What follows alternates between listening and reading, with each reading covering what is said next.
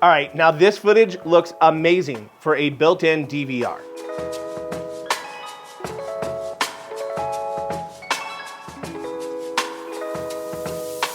Hey, what's good everybody? We're gonna be talking about 7 tips to get more cinematic footage out of your DJI O3 Air Unit. My name is Lee, and this is the adventure. Not only does the DJI O3 Air Unit have amazing transmission, but you can get some really great cinematic footage out of the O3 Air Unit with the built-in DVR if you know what you're doing. I love being able to pack light and bring a little drone like this guy. I don't need an extra action camera on the top or anything like that to make this footage look really good. All right, now let's go ahead and dive right in with tip number 1.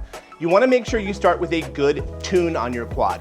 I'm not gonna dive in how to tune your quad in this video. There's tons of great videos out there that show you how to do that. But the better your tune is, the better results you're gonna have to get smooth, cinematic, clean results out of the onboard DVR camera. Now, when you're talking about a good tune on the DJI O3 Air Unit, that also includes changing the kilohertz frequency on your motors possibly. The DJI O3 Air Unit gyro inside the camera operates between 24 and 25 kilohertz. Now, by default, most motors are set up at 24 kilohertz. You're gonna wanna bump yours up to 48 or 96 kilohertz. This is going to give some separation between the resonant frequency of the motors and the gyro within the camera. This is not gonna be a tutorial on how to change your PWM frequency on your motors. There's lots of great tutorials out there. You can use BL Heli, BlueJ, ESC configurator. I set mine at 48 kilohertz. If you're seeing little bits of jello and bobble in your video, there's a pretty good chance that your frequencies are overlapping and you're gonna need to change yours. All right, tip number 2 is to soft mount this camera if necessary. Now, I know iFlight sells some silicone dampening pads that go onto the side where the screws come into the camera. That's something they sell for their quads that really helps separate the resonant frequency, so that's a nice thing. I've also just used some soft rubber O-rings on the inside next to the camera where the screws go in, and that seems to help too. Maybe it does, maybe it doesn't, but I do use those. All right, now tip number 3 is super important. You wanna make sure that you're using ND filters on your camera.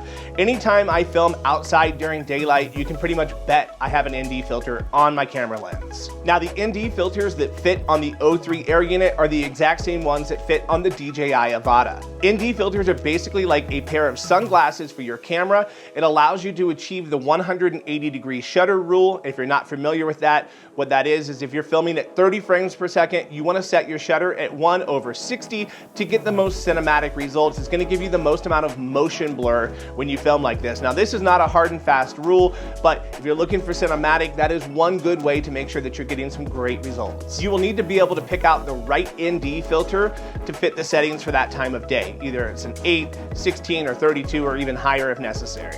ND filters can also reduce jello because it allows your shutter to stay open a little bit longer and blur frames together so you don't see those little micro vibrations. It's not hyper realistic if you have the shutter open super fast. I do have some affiliate links down below for ND filters that I use. Tip number 4 is to make sure you're using manual camera settings. Now, if you leave your camera settings in auto, you're not gonna get great results. If you lock everything in, you're gonna get even better results. You're gonna wanna lock in your ISO, the lowest possible number that you can, to not introduce any additional noise into your image. And as we discussed before, you're gonna wanna set your shutter speed at twice your frame rate. And another very important tip is to make sure that you lock in your white balance. If your color temperatures are changing throughout your video because you left them in auto, it's gonna be hard to color grade, and it's gonna give you a not so desirable result. So let's go ahead and dive into the goggles and take a look at how I have things configured. All right, first off, make sure you're in manual mode, not automatic. We want to try and set the ISO as low as we can. We also want to go ahead and make sure we're using that 180-degree shutter rule. So since we're filming at 60 frames per second, we're going to film at 1/120 shutter speed. Now, your white balance is going to depend on the time of day that you're filming. If it's early in the morning, late in the afternoon, bright noon. Bright sunlight is about 5500 K.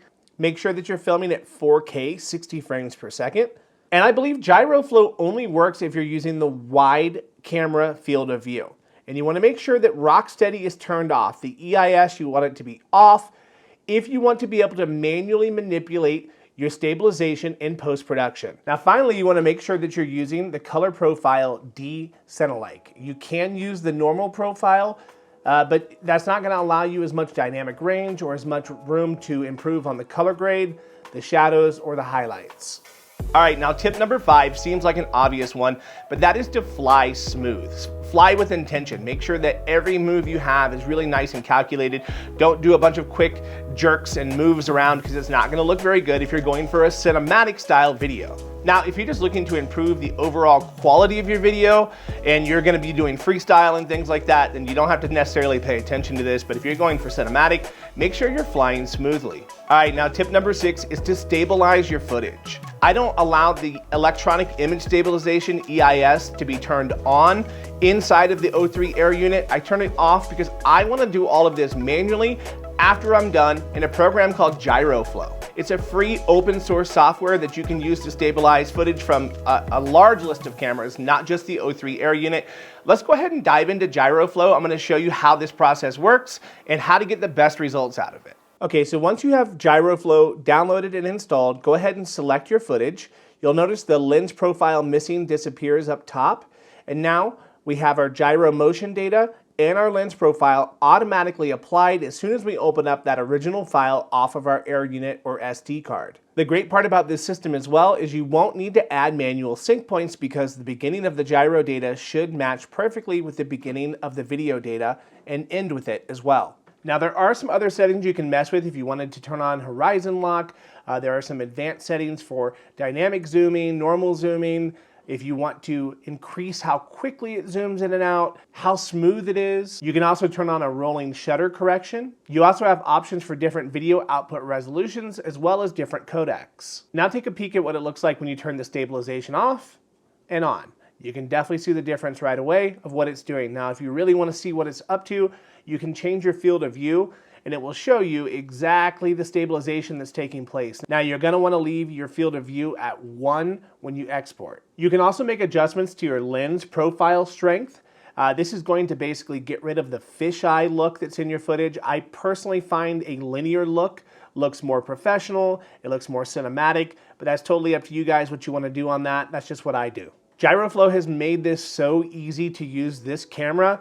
There's really not a lot you have to do other than select how much smoothness you want and if you want a lens profile, and that's pretty much it. You're ready to export. All right, now tip number 7 is to color grade your footage. Now, in my opinion, if you've done step 1 through 6, great. This is the most fun and this step shows the most results from what you've done. If you know how to color grade your footage, this is what separates your footage from everyone else's. Now, I am gonna give a short tutorial on how I color grade my footage, and hopefully these tips will help you in whatever program you're using. I use Final Cut Pro, but these basic principles are going to apply to whatever you use. All right, so jumping into Final Cut Pro, one of the first things I like to start with is the color temperature of the footage. So if I didn't get it just right while I was out in the field, this is a great way to be able to come in and make adjustments. Usually adjusting the color temperature first makes the most sense for me. A great tool to be able to do this is the RGB Parade. And this gives you a visual of your reds, greens, and blues, and you can make adjustments here. The color temperature is going to be vitally important to making sure that your colors come out accurate, your highlights look correct, and your shadows don't have any sort of color cast. It's best to try to nail this when you're out in the field, but that's not always possible, so get it as close as you can to accurate before your flight, and then you can make these adjustments after. Another very powerful tool I use all the time is the LumaScope. This allows you to see the brightest and darkest parts of your image. Now, you see here I'm bringing down my shadows to the edge to that 0. You don't want to go below that 0. And as I scrub through my footage, you can see it actually went ahead and protruded below. So we're going to go ahead and bring that back up. And you don't want anything to go above 100. That's going to be your highlight. So as you scrub through, you just want to make sure nothing's poking down below. And honestly, you only want it to come down to that 0 line if whatever you are filming was truly black. So here you can see these shadows. I want to retain some of that detail, so I may need to end up bumping the shadows back up. You'll find that throughout this process, you'll end up going back and forth between changing color temperature, your luminance levels. Now it's time to start messing with the color a little bit. We're going to go add a little bit of global saturation to the entire image. Since we were filming in the D-Cinelike, it's going to be more flat, so we need to add that color back in post-production if we didn't film in the normal color profile. Or even if you do film in the normal color profile, you still may want to come in here and make adjustments and take out some saturation or add in a little bit additional saturation depending on the time of day you were filming. All right, here's another really useful tip when color grading. go to your luma versus saturation, and you can bring down your highlights and your lowlights. So this way there's no color casting in the darkest part of your image or the brightest part of your image. So if you don't want those blues casting into your blacks, you can go there and you can cut off both ends. All right, now we're gonna take a look at color curves. We're gonna go ahead and make a bunch of points across the curve here, and you'll see that I'm just gonna make a few adjustments here. You don't wanna get too extreme with this. You can see what happens if you do. The image completely falls apart. And basically what we're doing here is we're making adjustments to the luminance level of the image from the brightest part to the darkest part and all the way across the curve. This will really make your image pop. It'll make it look more three-dimensional. Now this is gonna be a very, very basic color grade tutorial. This is not gonna get into the advanced stuff. We're just gonna kind of show you some of the basics, but one other thing you can do is add a color wheel, and you can sample a particular color. Like here, I'm just taking the blues from the sky, and I'm going to adjust the luminance level of that blue and bring it down so the sky looks a little bit darker. It doesn't quite look as bright. And then you could even take the wheel, you could adjust the hue, the temperature, and make that the color blue that you actually desire it to look like. And then you can add saturation to it if you want. Now you could do this for every single color on your screen if you want. And I, in fact, advise that you do multiple colors to your grade to get just the right look that you're going for. You may find that your image looks soft or maybe it's too sharp, but I like to add a little bit of sharpness to my image. I scale it back from its default, bring it down to about 1.5 just to make it look a little bit cleaner. Now here's a before and after, and I've noticed right away that it looks a little too yellow for me at this point, so I'm gonna go in and make some adjustments to my color temperature again. Even though we did it right in the beginning, now that we've done all these other adjustments, the color temperature doesn't look just quite right to me, so we're gonna go through and tweak it till it looks good. Now another thing you can do is add a custom look to it. You could use an orange and teal, you could use a custom LUT that gives it a specific look. Once you've got your image restored to a Rec 709 or exactly where you want it, just to push the image into the direction you want it to go. Now, if you want to cheat a little bit, you could download my LUT. I designed one that was for the DJI Avata and also the O3 Air Unit that will allow you to take your image from the D-Cinelike back into a Rec 709, which at that point you're kind of almost filming in the normal color profile anyway, but you still do have a little bit more room to work with the image as opposed to having it baked in if you just set your camera to normal. This LUT is available on my website. Basically, you just need to apply this LUT. It's going to apply it at full strength. It's going to look like garbage. You need to tone back how much you add to it. Put in as much as you want, and you can see in this image, right where the colors start to look how I like them, the contrast of the image is way too high. The shadows are way too dark. So what we can do is we can actually add a color wheel and just adjust the shadows of the image once we've added the LUT. So that's a pretty easy way to grade it as well, but you're not gonna get as customized if you just learn how to color grade and get into it yourself. All right, now that we have our footage stabilized and color graded, let's dive in and take a look.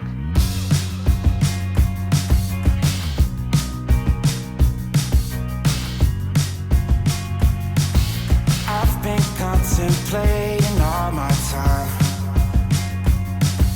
My thoughts make me tired, just running through my mind. Wonder if there's peace that I can find instead of always being on the grind. I need a new purpose. I'm looking for so much more. Don't leave me here searching. You're just what I'm longing for. When times are getting crazy and everything seems hazy, is there some place for safety I could go? All right, so as you can see, the DJI O3 Air Unit is a powerful little transmission system.